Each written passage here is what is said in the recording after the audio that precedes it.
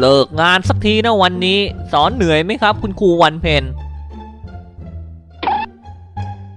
นักเรียนหยุดเลยนะอะไรคะปากแดงๆนี่แอบทาลิปสติกมาเหรอแล้วจะทำไมเหรอคะที่นี่โรงเรียนเธอจะมาทาลิปสติกแบบนี้ไม่ได้แล้วทำไมคุณครูวันเพ็ญถึงทาได้ล่ะคะก็อยู่ในโรงเรียนเหมือนกันถ้าครูทาได้หนูก็ต้องทาได้สิคะครูวันเพ็ญครับช่วยเป็นแบบอย่างให้เด็กมันเห็นหน่อยเข้าใจแล้วค่ะ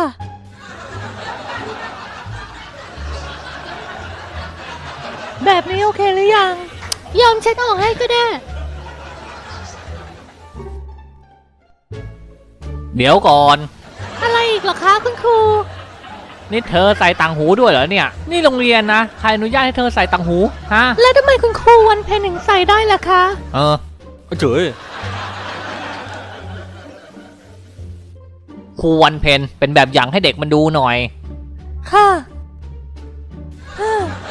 พอใจเธอหรือยัง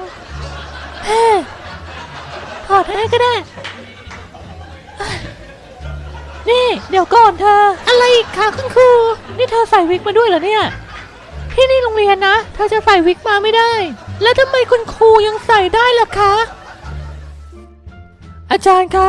ช่วยเป็นแบบอย่างที่ดีให้กับนักเรียนด้วยนะคะ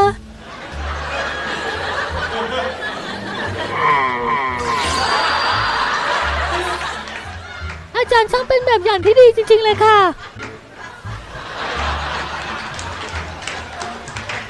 พอใจพวกมึงหรือยัง